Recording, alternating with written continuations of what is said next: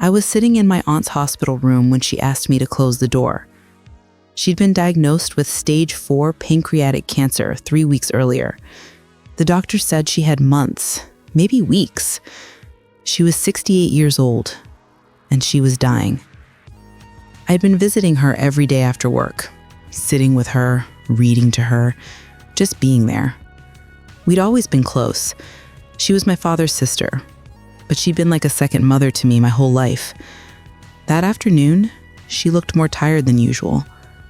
The morphine made her eyes heavy, but there was something else there too. Something that looked like fear. "Close the door, sweetheart," she said, her voice weak. "I need to tell you something. Something I should have told you 30 years ago." My heart started pounding. I didn't know why, but something in her tone made my stomach drop. I closed the door and sat back down beside her bed. "What is it, Aunt Linda?" She took my hand. Hers was cold and thin, bones prominent under papery skin. "I need you to forgive me," she said. "Before I die, I need to tell you the truth, and I need you to forgive me."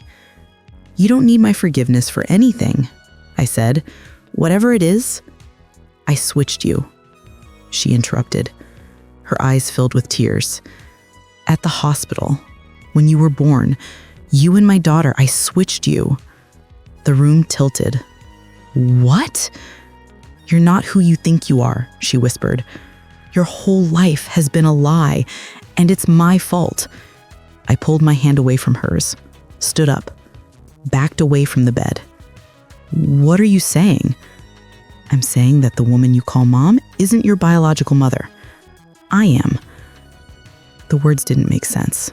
They couldn't make sense. "And my daughter Sarah, the girl you grew up with as your cousin, she's actually your parents' biological daughter. I switched you when you were 3 days old." I couldn't breathe, couldn't think, couldn't process what she was telling me. "Why?" I managed to choke out.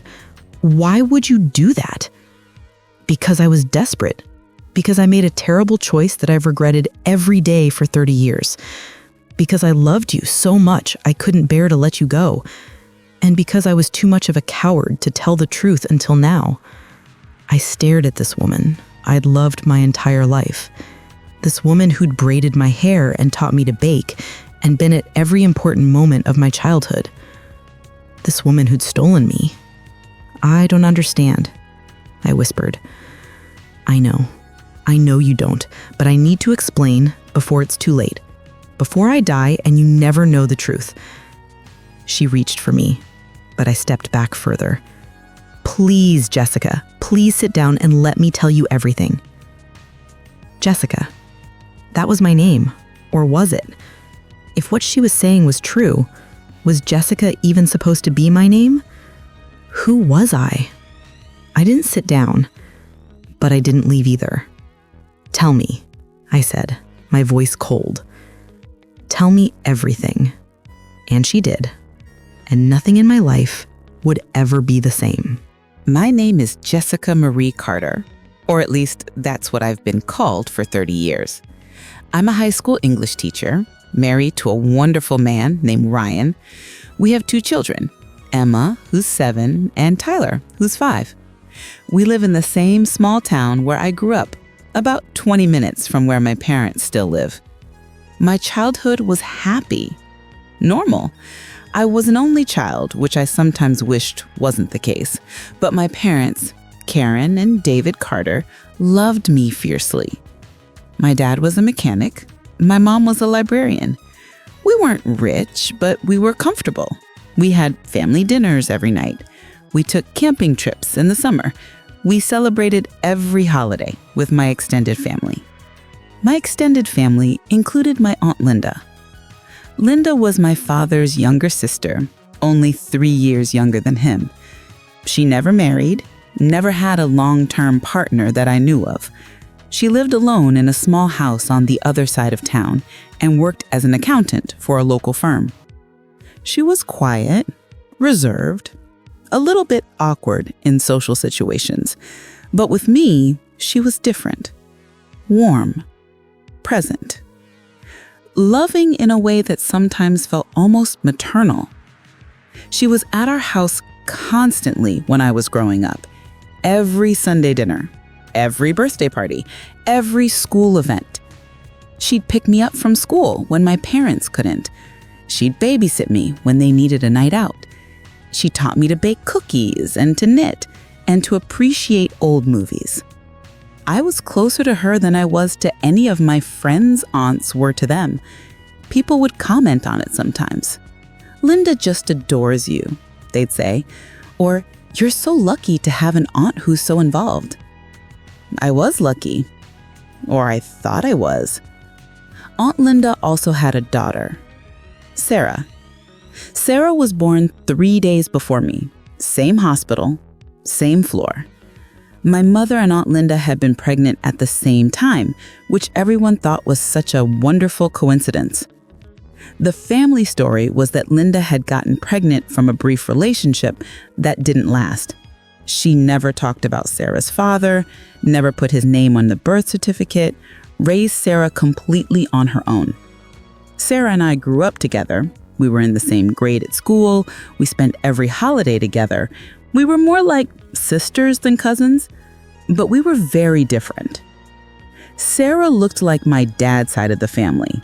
Dark hair, dark eyes, olive skin that tanned easily. She had my grandmother's nose, my dad's smile. Everyone always commented on how much she looked like a Carter. I, on the other hand, didn't look like anyone in my family. I had light brown hair that was almost blonde in summer, green eyes, fair skin that burned if I looked at the sun too long. My features were delicate, where the Carters were strong-boned.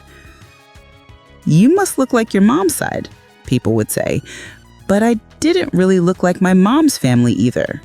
My mom had red hair and blue eyes. Her sisters were all variations of the same, auburn, strawberry blonde, all with blue or hazel eyes. I was just different. The genetic outlier. It happened sometimes. Recessive genes, everyone said. Some distant relative I'd inherited features from. I never questioned it. Why would I? But looking back now, I can see the signs I missed. The way Aunt Linda looked at me sometimes. This intense, almost painful love in her eyes. The way she'd get upset if I got hurt, even minor things. Once I fell off my bike and scraped my knee and she cried, actually cried over a scraped knee.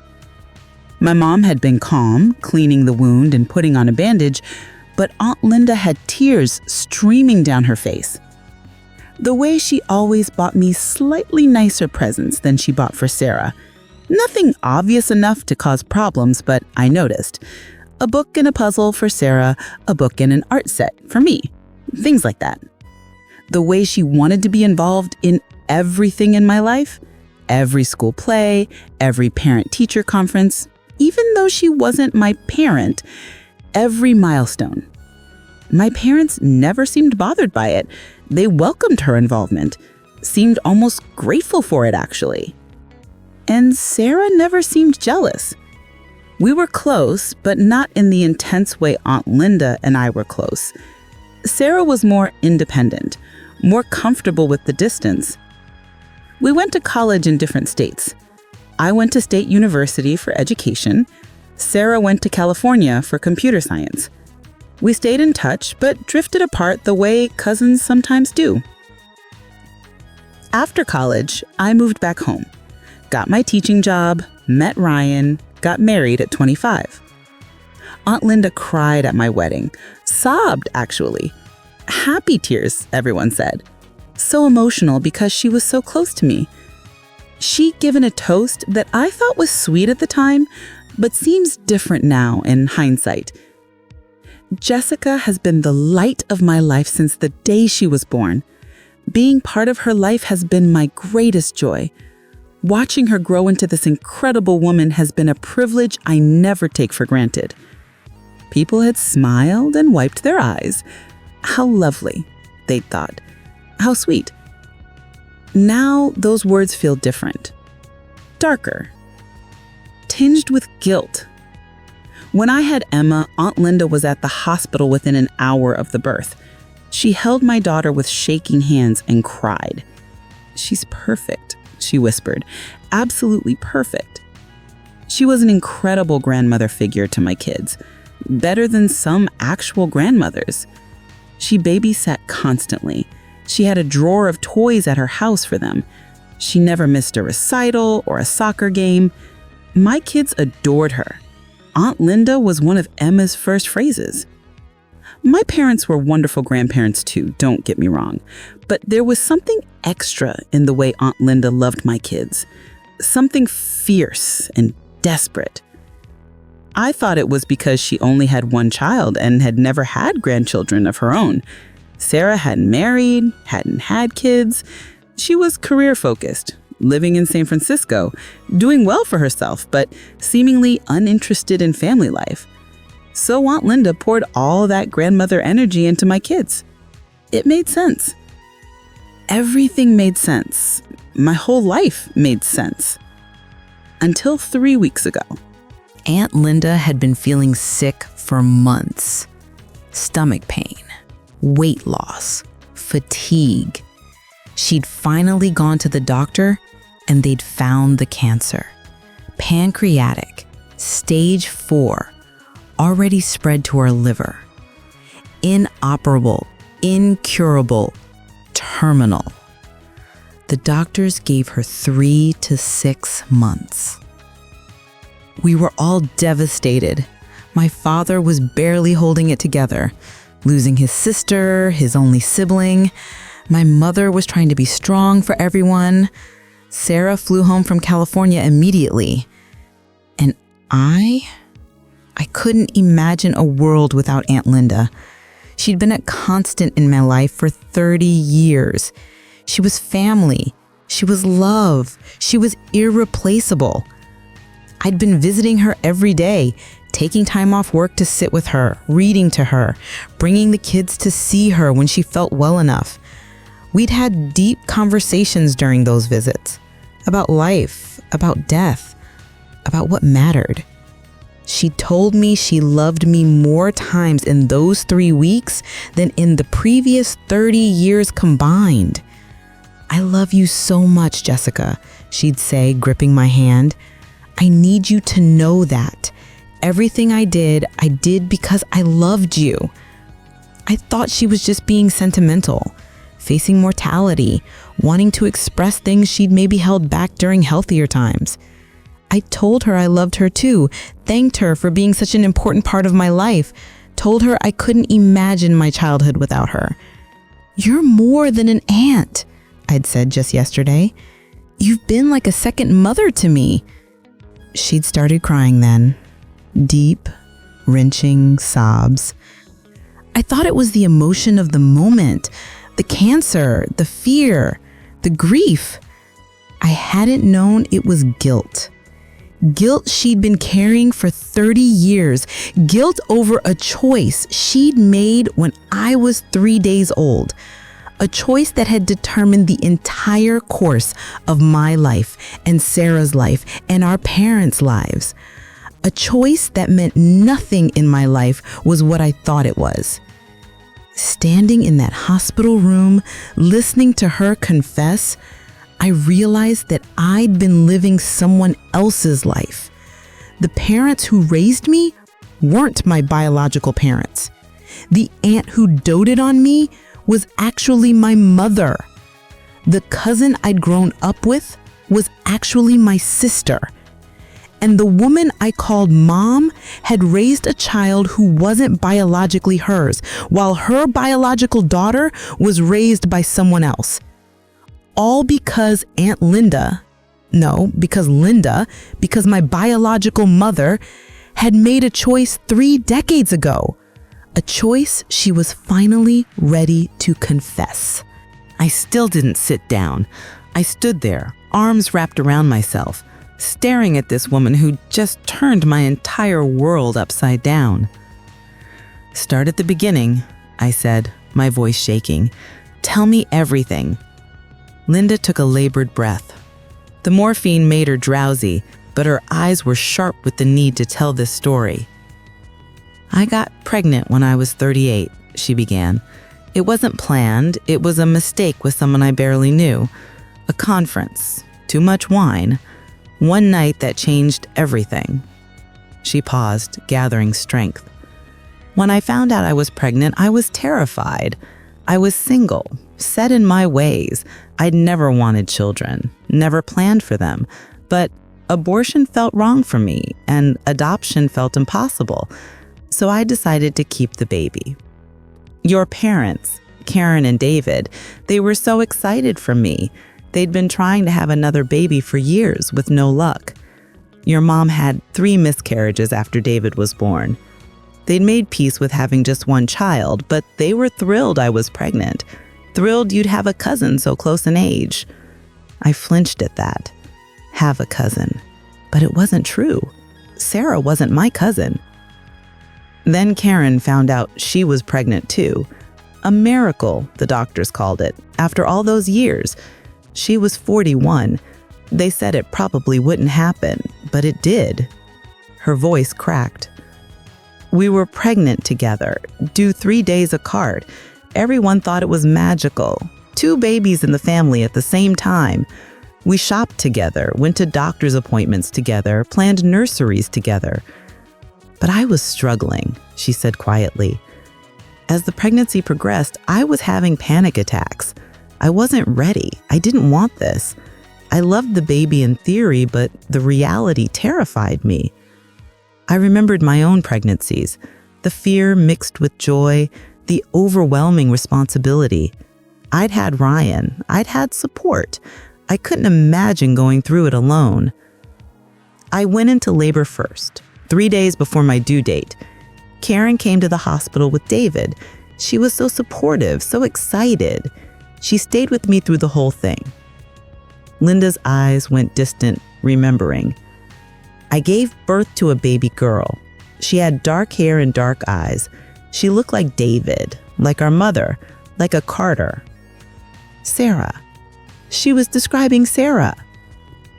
"And I felt nothing," Linda whispered. "They put her in my arms and I felt nothing. No rush of love, no maternal instinct, just panic and fear and this overwhelming sense that I'd made a terrible mistake." Tears were streaming down her face. Karen and David came in to see the baby. And the way Karen looked at her, Jessica, I'd never seen anything like it. Pure love, instant, complete love. She held my daughter like she was the most precious thing in the world. That night, I couldn't sleep. The baby was in the nursery. I was alone in my room, and all I could think was that I'd ruined my life, that I couldn't do this, that I wasn't capable of being a mother. She reached for the water on her bedside table. I didn't help her, just watched as she took a sip with shaking hands. 3 days later, Karen went into labor. She called me from the hospital. I was still there. They'd kept me an extra day because of some bleeding. So I got to be there when you were born. Me. She was talking about me now. You were beautiful. Light hair, even as a newborn, fair skin, green eyes that the nurses said might change but didn't. You didn't look like Karen or David. You didn't look like anyone. And when they put you in Karen's arms, I saw that same look, that immediate love. But Karen was exhausted. The labor had been long, complicated. She held you for a few minutes, then fell asleep. The nurse took you to the nursery. Linda's eyes dropped to almost a whisper. Both babies were in the nursery, in bassinets right next to each other. Baby girl Carter and baby girl Carter. That's all the tag said, our last name and girl. They looked so similar in size and coloring at first glance, both wrapped in pink blankets. No. I knew where this was going. I couldn't sleep. I went to the nursery window, watched them through the glass, and I had this thought, this terrible, desperate thought. Karen's baby looked like a Carter. My baby looked like a Carter. Karen's baby, you, Didn't look like anyone in the family. What if they'd been switched somehow? What if you were actually meant to be mine?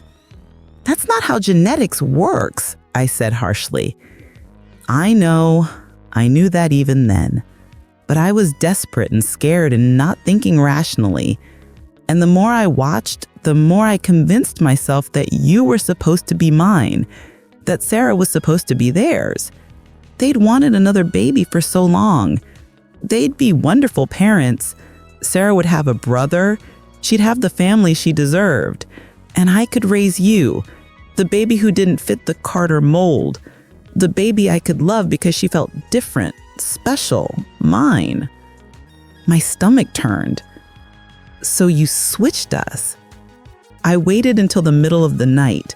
The nursery was understaffed, budget cuts.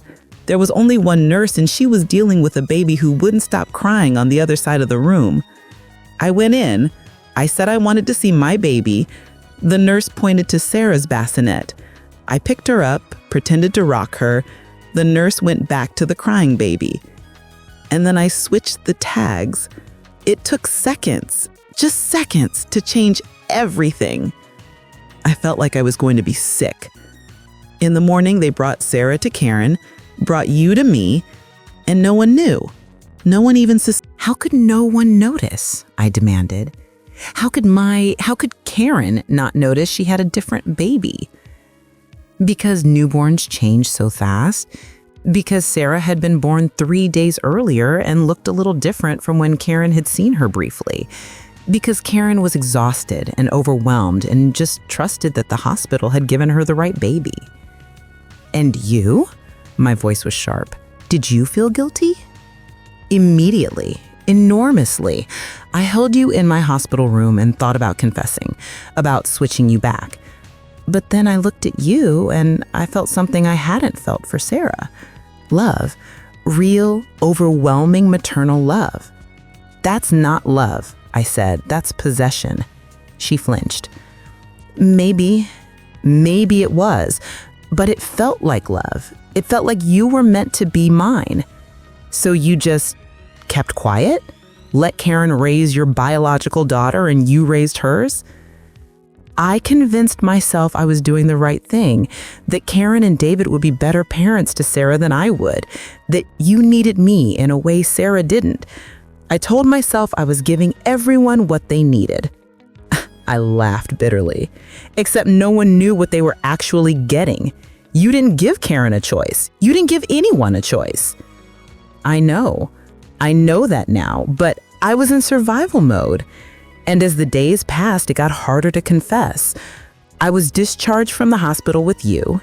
Karen was discharged with Sarah. We went to our separate homes and life moved forward. I told myself I'd tell the truth later, when you were older, when the time was right.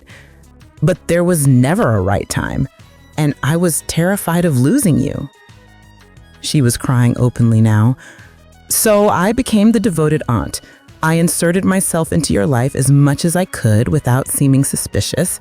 I got to watch you grow up, got to be part of your life, got to love you, even if I couldn't claim you as mine. And Sarah? I asked. What about her? Linda's face crumpled. I tried to love her, I did.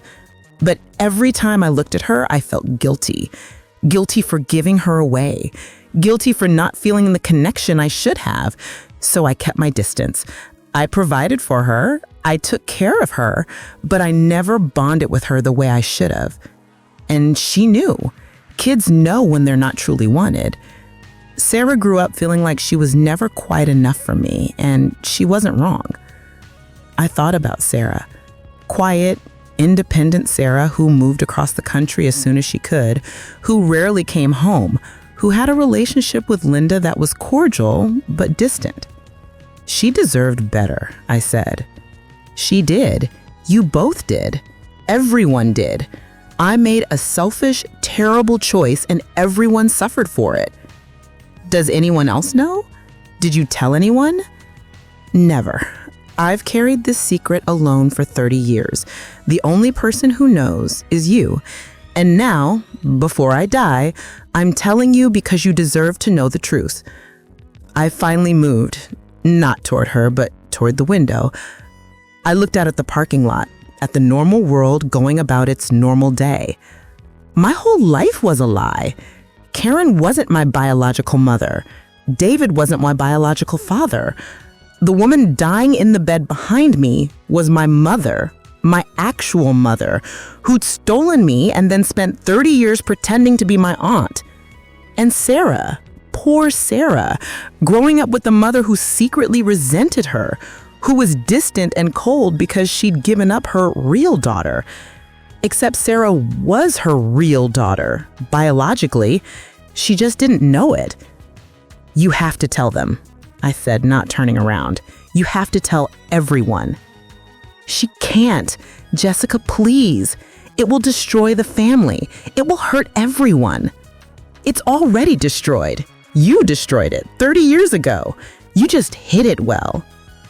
Karen loves you. She's been your mother in every way that matters. Finding out the truth will devastate her.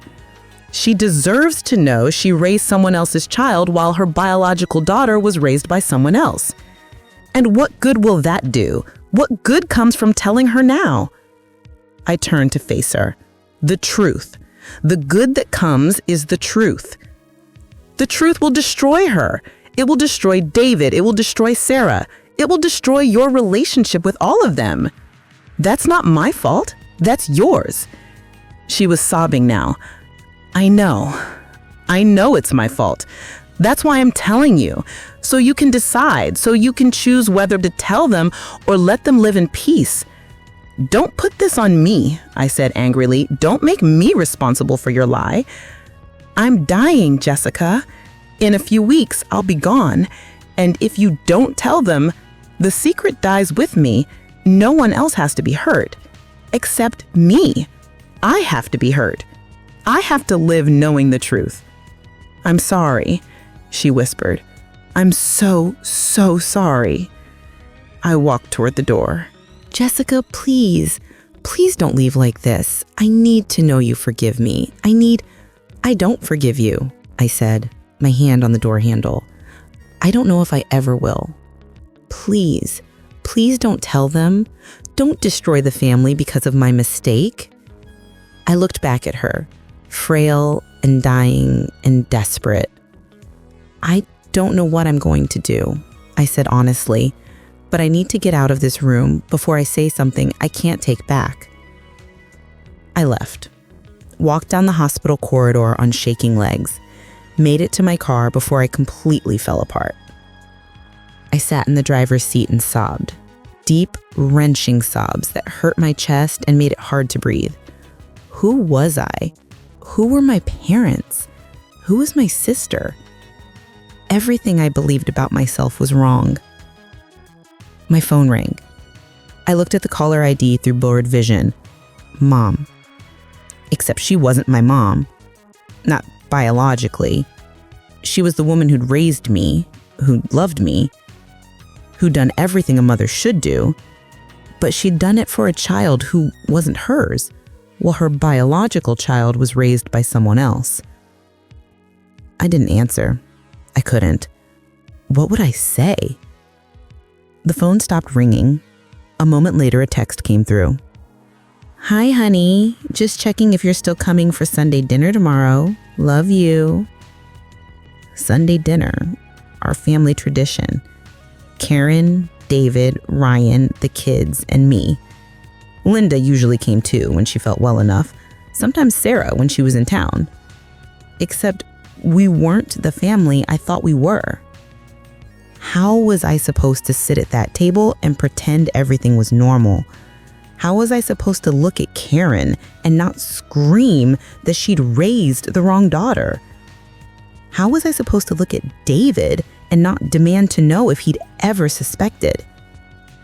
And Linda's request, don't tell them. Let the secret die with her. Let everyone live in peace. But what about Sarah?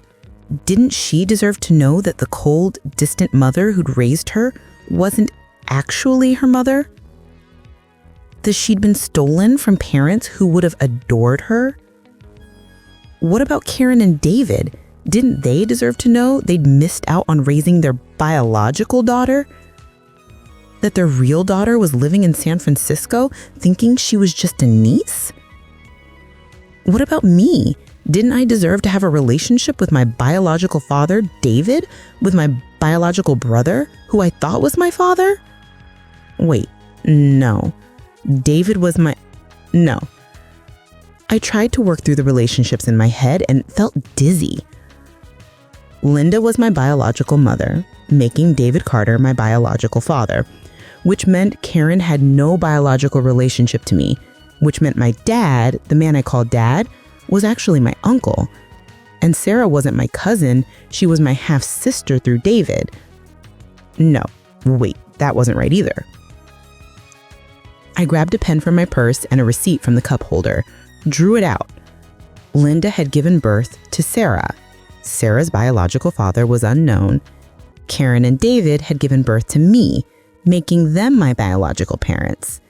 But Linda had switched us, given me, her biological daughter, to Karen and David to raise, kept Sarah, their biological daughter, for herself. But then she'd regretted it, spent 30 years trying to stay close to me, the daughter she'd given away, while Sarah grew up with a mother who couldn't really love her because she was mourning the daughter she'd given up. It was sick, twisted, selfish, and I didn't know what to do with the information. My phone rang again. Ryan this time. I answered. Hey, where are you? I got home and you weren't here. Your mom called looking for you too. Your mom. Except she wasn't my mom. Not biologically. I'm just driving, I said. I needed some air. Is everything okay? Did something happen with Linda? Everything. Everything happened with Linda. Can you handle dinner and bedtime tonight? I asked. I just need some time. Of course. Babe, you're scaring me a little. Are you sure you're okay? I don't know, I said honestly. I'll be home later. I just need to think. We hung up. I kept driving. Eventually, I found myself pulling into a parking lot near the lake where I used to come as a kid. My dad, David, used to take me fishing here. David, who I thought was my father but was actually my biological father, because Karen was my biological mother. No, wait, I had it backwards again. I pulled out the receipt and looked at what I'd drawn earlier. Linda, biological mother, gave birth to me, Jessica. Karen and David raised me, but not biological parents. Linda raised Sarah, who was biologically Karen and David's daughter. So David wasn't my biological father. He was Sarah's biological father, which meant genetically I had no connection to the man I'd called Dad my whole life. I started crying again. I don't know how long I sat there, but eventually my phone rang again. A number I didn't recognize. Hello? Jessica, it's Sarah. I sat up straight. Sarah, my cousin. Except she wasn't my cousin. She was my half-sister. We shared a mother, Linda, even though neither of us had known it. No, wait, that wasn't right either. If Linda gave birth to me and Karen gave birth to Sarah, then Sarah and I weren't biologically related at all. We were cousins through the lie, thinking David was my father and Linda was Sarah's mother, but neither of those were true. God, this was so confusing. Jessica, are you there? Yeah, sorry. Hi, Sarah. I'm at the hospital. I came to see Mom, Linda, and the nurse said you left upset a few hours ago. She's asking for you. She's pretty agitated. Can you come back? I closed my eyes. I don't think I can. What happened? Did you fight? Sarah, I started, then stopped. Should I tell her? Did she deserve to know? What's going on? Sarah asked. She sounded worried. Jessica, you're freaking me out. Can you meet me somewhere? Alone? I need to talk to you. Okay, where are you? The lake, near the old fishing dock. I'll be there in 20 minutes. We hung up. I sat in my car watching the sun get lower in the sky and tried to figure out what to tell her. Sarah arrived exactly 20 minutes later. She pulled up next to my car and got out. She looked tired. She'd flown in from San Francisco 3 days ago and had barely left Linda's bedside. She slid into my passenger seat. Okay, what's going on? Linda is losing her mind. She keeps crying and saying she's sorry and asking if you're coming back. I looked at Sarah, really looked at her. Dark hair, dark eyes, strong Carter features. She looked like she could be David's daughter, because she was David's daughter, just not Linda's. Linda told me something today, something that changes everything. What? I took a breath.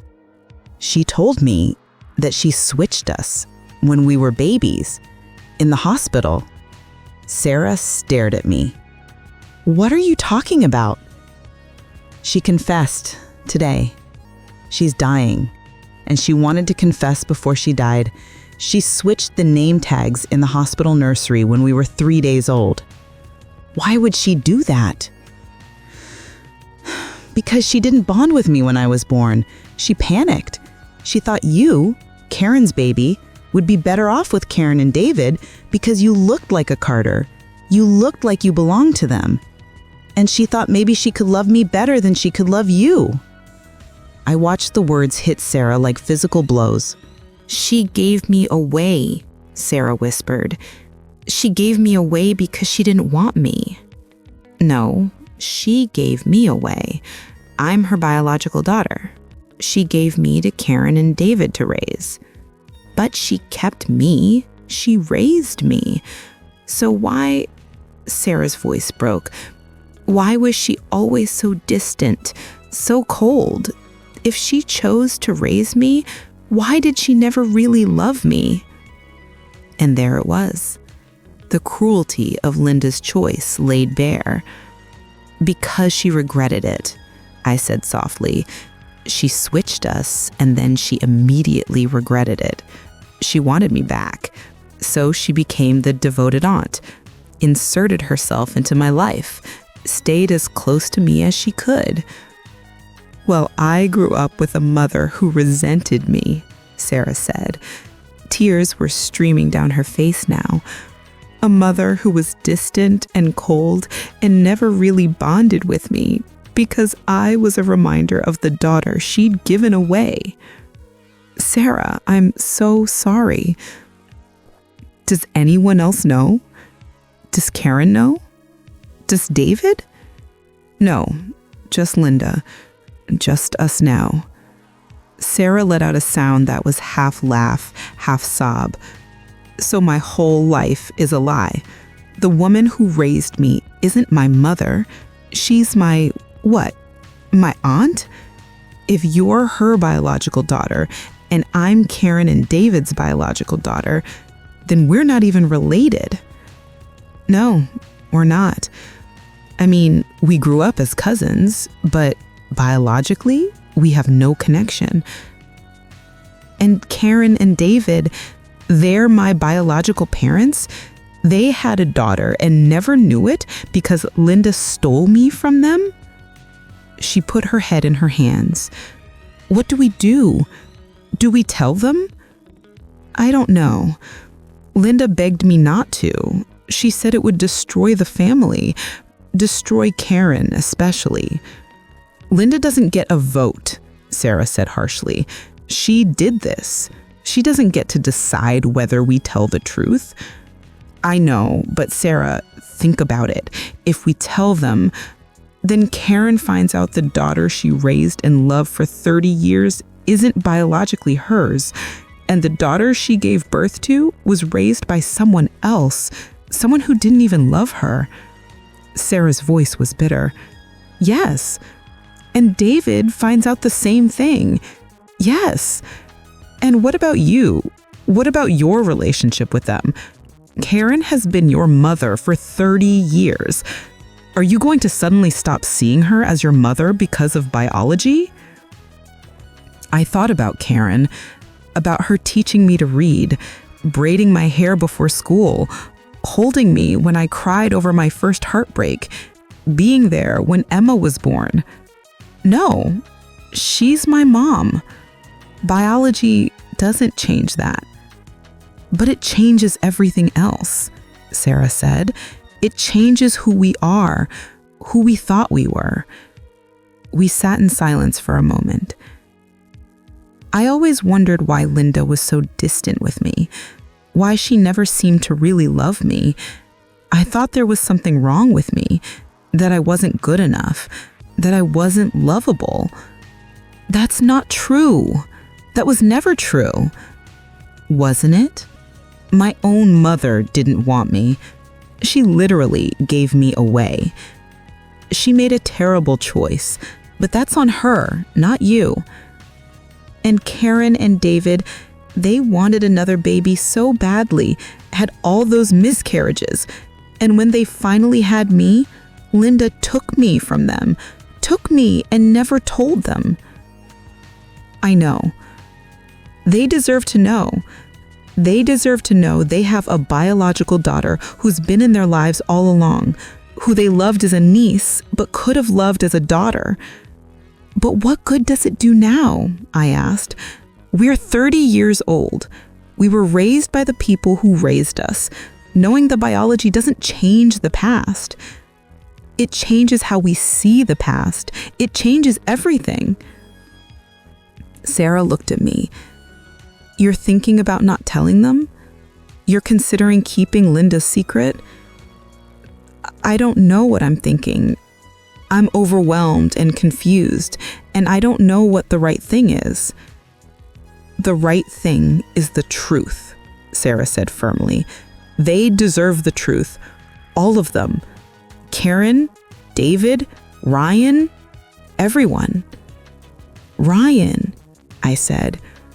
God, I haven't even thought about how to tell Ryan. You have to tell him. He's your husband. I know. I will. I needed to process it first. Sarah opened her car door. I'm going back to the hospital. I'm going to confront Linda. I'm going to tell her what she did to me, to all of us. Sarah, wait. No. She doesn't get to confess to you and then die peacefully. She doesn't get to ask for your forgiveness and move on. She needs to face what she did. She needs to hear from me, from the daughter she rejected, how her choice destroyed me.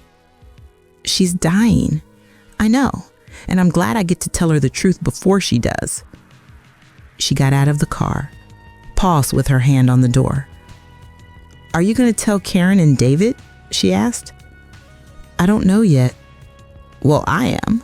After I talk to Linda, I'm telling them. They deserve to know. And I deserve to have a relationship with my real parents, even if it's 30 years too late. She slammed the door and got into her own car, drove away. I sat there as darkness fell around the lake. Sarah was going to tell them, which meant the decision was out of my hands. By tomorrow, everyone would know. Karen would know she raised Linda's biological daughter. David would know his biological daughter had been raised by his sister. My whole family would know that nothing was what we thought it was, and I needed to get home and tell Ryan before the whole thing exploded. I drove home in a daze. Ryan was in the living room, reading. The kids were in bed. He looked up when I came in. Hey, you okay? No, I'm really not. We need to talk. He put down his book immediately. What happened? I sat down next to him, took his hand, and told him everything. He listened without interrupting.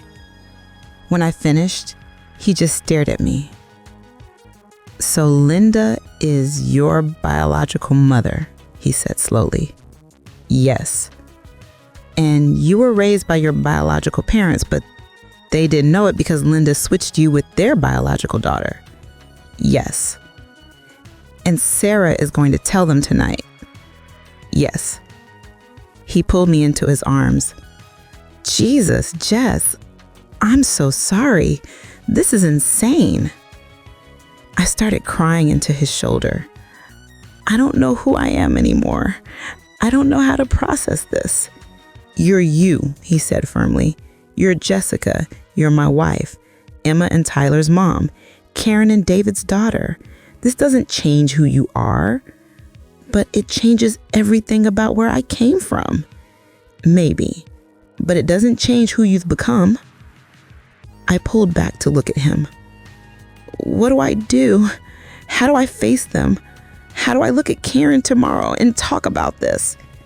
The same way you face anything hard, one step at a time, with honesty, with love. I'm scared. I know, but you're not alone. I'm here. And whatever happens with your family, we'll get through it together. My phone rang. I looked at the screen. It was my dad, David. It's David, I said. Answer it, Ryan said. I answered. Hi, Dad. Jessica. His voice was shaking. Sarah just left. She told us everything. Can you come over? My mother and I need to see you. I'll be right there, I said. Ryan drove me to my parents' house. I was shaking too much to drive myself. The lights were all on when we pulled up. Sarah's rental car was in the driveway. Do you want me to come in? Ryan asked. No, stay with the kids. This is something I need to do alone. He kissed me. Call me if you need me. I'll come right away. I walked up to the door of the house I'd grown up in, the house where I'd lived until I went to college, where I'd spent every Christmas morning, every birthday, every ordinary day of my childhood. The door opened before I could knock. My dad, David, stood there. His eyes were red from crying. Jessica, he said and pulled me into a hug. I let him hold me. This man who'd taught me to ride a bike, who'd walked me down the aisle at my wedding, who'd held Emma and Tyler as newborns with tears of joy in his eyes. Was he my father, biologically? Or was he Sarah's father? I didn't even know anymore. Come in, he said. Your mother and Sarah are in the living room. The living room where we'd opened presents every Christmas, where we'd watched movies on Friday nights, where I'd told them I was pregnant with Emma. Karen was on the couch, a tissue pressed to her face. Sarah was in the armchair, looking pale and shocked. Karen stood when she saw me. Jessica! Oh, Jessica! She crossed the room and pulled me into her arms. She smelled like she always did, lavender soap and the peppermint tea she drank every evening. I'm so sorry, she whispered. I'm so sorry. You didn't do anything wrong, I said. I should have known. I should have realized. You never looked like us. You never... Mom, stop. You didn't know because there was no way to know. She pulled back, holding my face in her hands. Are you okay? Sarah told us what Linda said to you. That must have been such a shock. It was. It is. I still don't know how to process it. David gestured to the couch. Sit, please. We need to talk about this. Figure out what's true. We all sat down. The four of us in this room where we'd spent so many ordinary moments, except nothing about this moment was ordinary. Sarah, David said, his voice strained. Tell Jessica what you told us.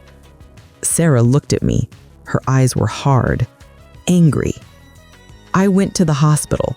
I confronted Linda, and she admitted that she lied to you. My stomach dropped. What? Not about the switch. That part was true. She did switch us in the hospital, but she lied about which baby was which. I don't understand. Linda gave birth to me, Sarah said. She gave birth to a dark-haired, dark-eyed baby who looked like a Carter. That was me. I'm her biological daughter. And Karen gave birth to you, David added quietly. A light-haired, green-eyed baby who didn't look like either of them. You're our biological daughter, Jessica. The room spun. But Linda told me she was my biological mother. She said Karen wasn't. She lied, Sarah said bitterly. She lied even in her deathbed confession. She spitched us, gave me to Karen and David, kept you for herself. But then she felt so guilty about bonding with you instead of me that she convinced herself there must have been a reason, that maybe you were meant to be hers. So she created a new lie. Karen said softly. She told you that you were her biological daughter to justify her feelings, to make her attachment to you seem more natural, more forgivable. But it wasn't true, I whispered. No, David said. We're your biological parents, Jessica. We always were.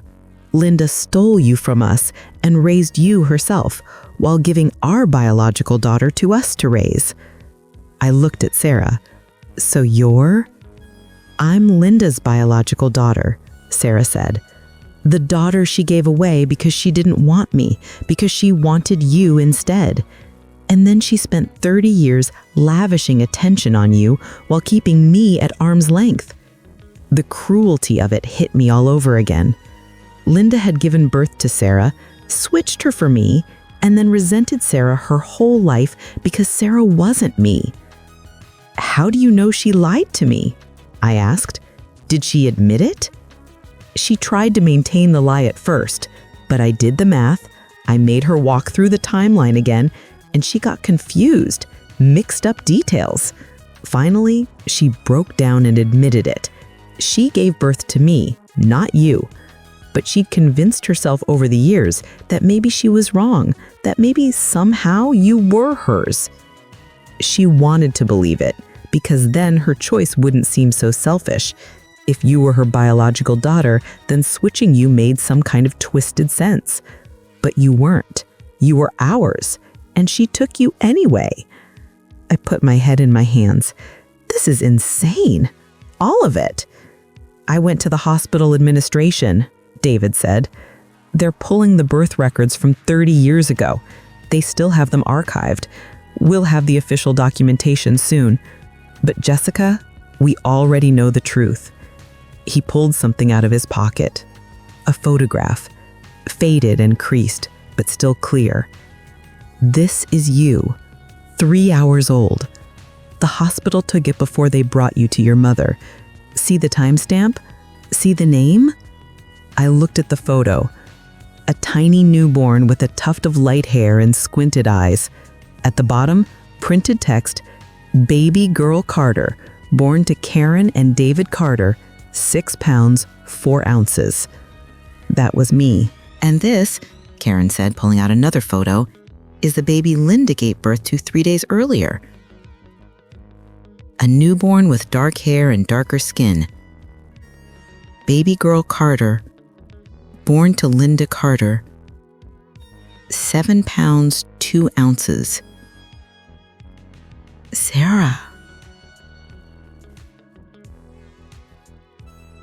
The hospital kept copies of these photos in the birth records, David explained. I asked for them after Sarah told us. There's no question. You're our biological daughter. Sarah is Linda's. I stared at the photographs, at the tiny babies who'd been switched, who'd lived entire lives with the wrong families because one woman made a terrible choice. So you're mine, I said to Karen and David. Biologically, I always was. You always were, Karen confirmed, crying. Our daughter, our baby. And we didn't even know Linda had taken you from us.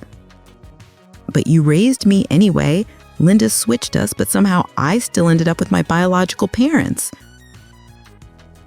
Because Linda switched you in the wrong direction. She gave birth to me, felt nothing, and saw you. This baby who didn't look like the Carters. She convinced herself that maybe there had been a mistake, that maybe you were supposed to be hers. So she switched the tags, thinking she was taking her real daughter home. But she was actually giving away her real daughter and stealing someone else's. Yes. We sat in silence for a moment. I don't know whether to be relieved or more angry, I said finally. You're my parents. You actually are, but Linda lied about that too. She couldn't even be honest in her confession. She's dying, and she's desperate. Desperate to be forgiven, desperate to make her choices seem less selfish than they were. Do you forgive her, Karen? She gave you her biological daughter to raise while she raised yours, and you didn't even know. Karen was quiet for a long moment. I don't know. I raised Sarah. I loved Sarah. I still love Sarah. She looked at my cousin, at her biological daughter, with such tenderness. But I missed 30 years with you, Jessica.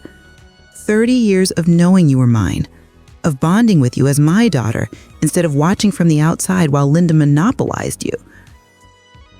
You were always there, I said. You were at everything. You were my mom in every way that mattered. But I didn't know you were mine, she said, her voice breaking.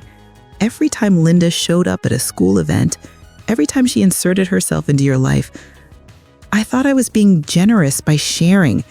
I didn't know I was being robbed of my own daughter. David put his arm around her. And I missed 30 years with Sarah, Karen continued, looking at Sarah. 30 years of knowing she was my biological daughter. I raised her, but I didn't know. I didn't know she was mine. I'm sorry, Sarah said quietly. I know this isn't what you wanted. You wanted a second child so badly, and you thought you finally had one. But it was just me. Linda's cast off. Don't say that. Don't ever say that. You weren't a cast off. You were wanted. You were loved. We loved you, Sarah. We thought you were our miracle baby after all those miscarriages. We loved you so much. But I wasn't yours. You are, David said. Biologically, yes, you're ours. But more than that, you were ours because we raised you, because we loved you, because we claimed you as our daughter even though we didn't know the truth. Sarah started crying.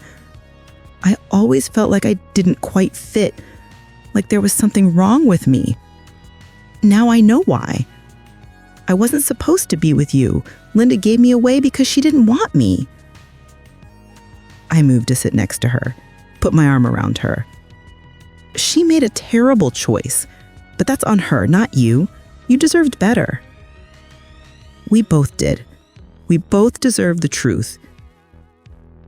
What happens now? I asked, looking at Karen and David. What do we do with all this? I don't know, David admitted. We're still your parents. We raised you. That doesn't change. But the biology changes how we understand everything. Every time I looked in the mirror and wondered why I didn't look like you, I was actually looking at proof that I did, that I was yours. And every time someone commented on how much Sarah looked like a Carter, they were right, because she is a Carter, your daughter. This is so messed up, Sarah said. It is, Karen agreed. But we're going to figure it out, together, as a family. Are we still a family? I asked. After all this? Of course we are, David said firmly. Jessica, you're our daughter. You always have been and you always will be. And Sarah, you're our daughter too, biologically and in every other way. This revelation doesn't change that. It changes everything, Sarah said. It changes our understanding, Karen corrected, but it doesn't change our love. I love both of you. I've loved you both for 30 years. Learning the biology doesn't erase that. My phone rang. I looked at the screen. Linda's hospital. It's the hospital, I said. Answer it, David said. I answered. Hello? Is this Jessica Carter? A nurse asked. Yes. I'm calling about Linda Carter. She's asked for you. She's declining quickly. If you want to see her, you should come soon. I'll be there, I said, and hung up. I looked at the others. She's dying. Soon. They said if we want to say goodbye, we need to come now. Do you want to go? Karen asked. I don't know. Part of me never wants to see her again, but part of me needs closure, Sarah finished. I get it. I feel the same way. We'll come with you, David said, if you want us there. All of us? All of us, Karen confirmed. She needs to face what she did. She needs to see all of us together and reckon with the damage she caused. We drove to the hospital in 2 cars. I rode with Ryan, who'd come to pick me up. Sarah rode with Karen and David, my biological parents, the people who'd raised me without knowing I was theirs. And Sarah, my cousin, Linda's biological daughter, the girl who'd been given away and never understood why she wasn't enough. We all walked into Linda's hospital room together. She was barely conscious. The morphine had been increased. She was drifting in and out. But when she saw all of us, her eyes opened wider. You told them, she whispered, looking at Sarah. I told them the truth, the real truth, not the lie you told Jessica. Linda's eyes filled with tears. I'm sorry. I'm so sorry. You lied to me, I said. Even in your confession, you told me I was your biological daughter when I wasn't. I wanted it to be true. I wanted you to be mine. I convinced myself over the years that maybe you were, that maybe I'd been confused about which baby was which. But you weren't confused, Sarah said. You knew exactly what you were doing. You gave birth to me and gave me away. Then you took Jessica and kept her. I made a mistake, Linda said, the worst mistake of my life. You made a choice, Karen said, a deliberate, selfish choice. You took my daughter from me, and you gave me yours while making sure I never really had you. Linda sobbed. I'm sorry, Karen. I'm so sorry.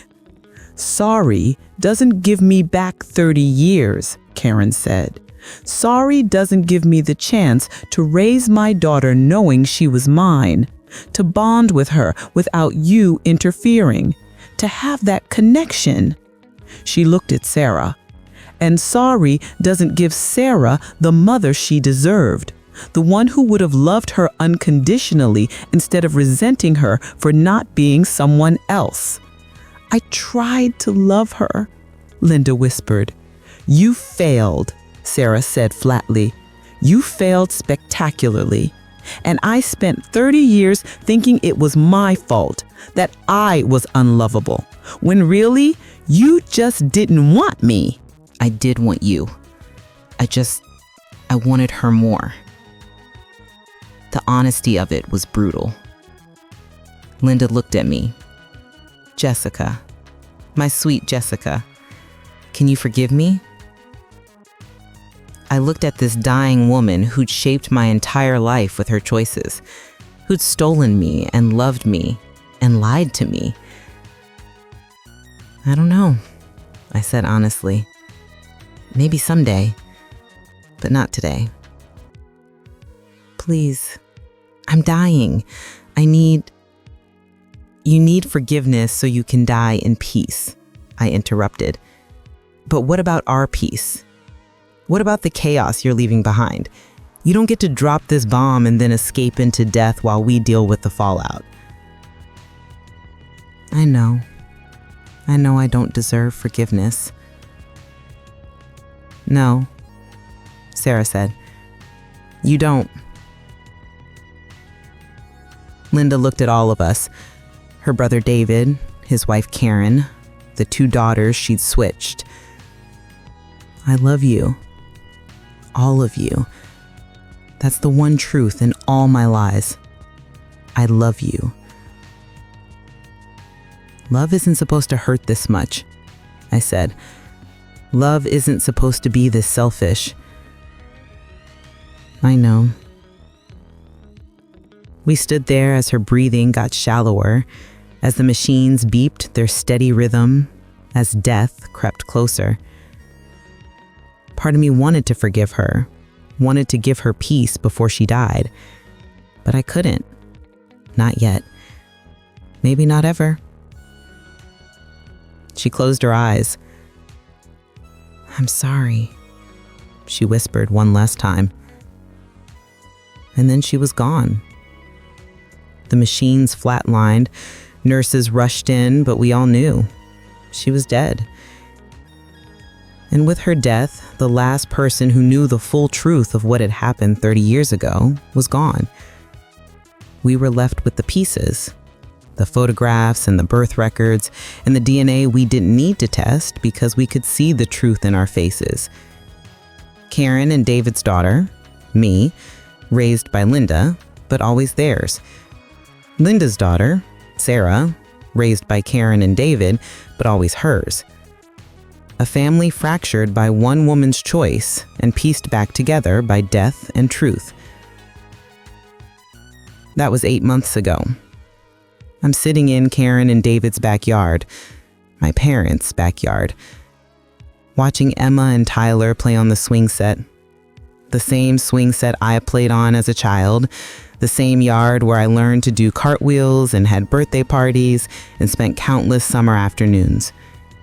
Karen comes out with lemonade, sets it on the patio table and sits beside me.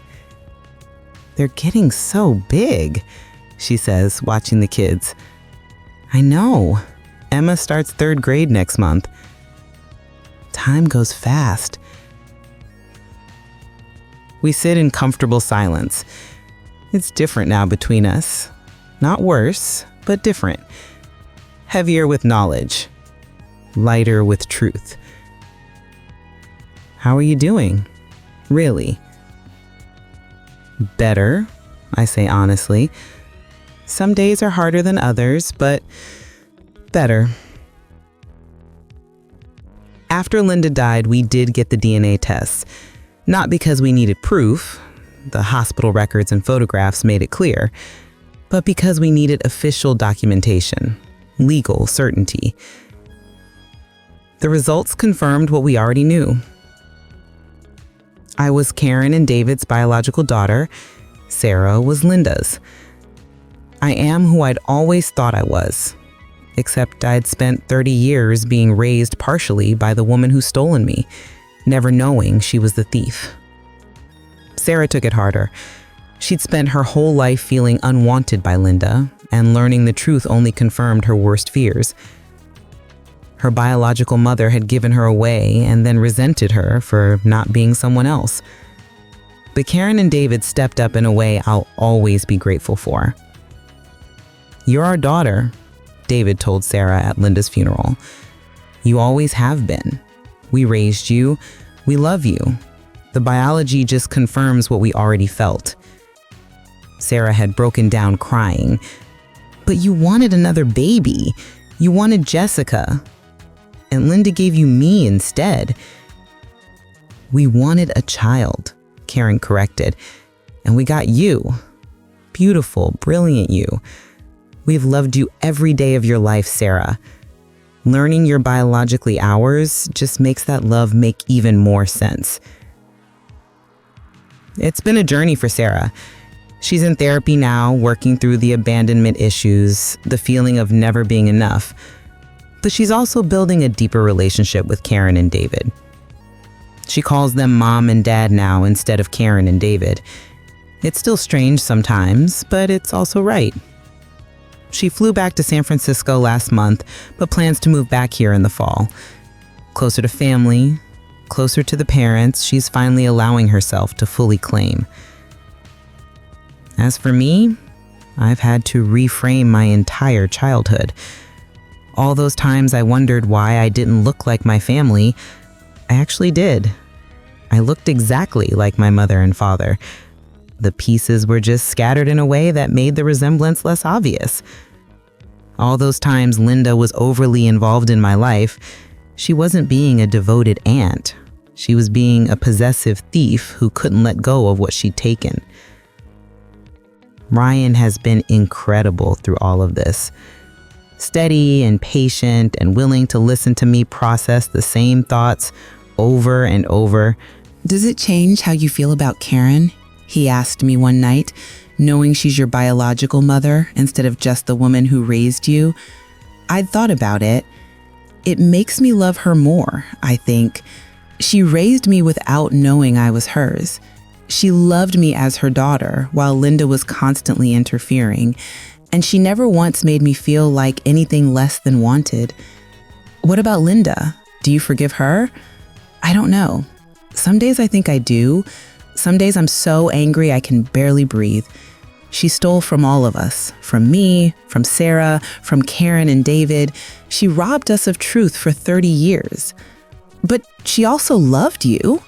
In her broken, selfish way, yes, she loved me. But love doesn't excuse what she did. I still don't know if I forgive her. Maybe I never will. Maybe that's okay. What I do know is that family is more complicated than biology. Sarah is my cousin. We grew up together, shared holidays, have decades of memories. But she's also my parents' biological daughter, which makes her my sister in a way. Karen and David are my parents. They raised me, loved me, shaped who I became.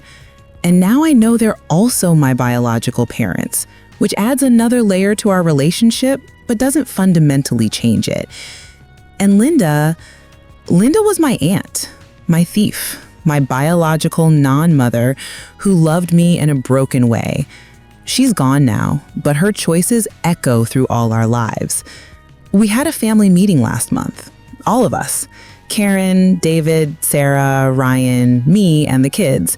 We talked about what to tell Emma and Tyler, how much they needed to know. We decided on the truth, age appropriate but honest. Aunt Linda made a mistake a long time ago. She switched two babies in the hospital. One was me, one was Sarah. So Sarah and I grew up with different families than we were supposed to. But you ended up with the right family anyway, Emma said, because Grandma and Grandpa are your real parents. They are, I confirmed. Biology and love both made me my parents. What about Sarah? Do you forgive her? I don't know. Some days I think I do. Some days I'm so angry I can barely breathe. She stole from all of us, from me, from Sarah, from Karen and David. She robbed us of truth for 30 years. But she also loved you.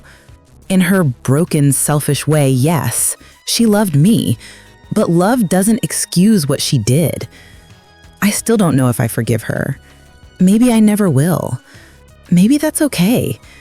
What I do know is that family is more complicated than biology. Sarah is my cousin. We grew up together, shared holidays, have decades of memories. But she's also my parents' biological daughter, which makes her my sister in a way. Karen and David are my parents. They raised me, loved me, shaped who I became. And now I know they're also my biological parents, which adds another layer to our relationship, but doesn't fundamentally change it. And Linda was my aunt, my thief, my biological non-mother who loved me in a broken way. She's gone now, but her choices echo through all our lives. We had a family meeting last month, all of us, Karen, David, Sarah, Ryan, me, and the kids. We talked about what to tell Emma and Tyler, how much they needed to know. We decided on the truth, age appropriate but honest. Aunt Linda made a mistake a long time ago. She switched two babies in the hospital. One was me, one was Sarah. So Sarah and I grew up with different families than we were supposed to. But you ended up with the right family anyway, Emma said, because Grandma and Grandpa are your real parents. They are, I confirmed. Biology and love both made me my parents.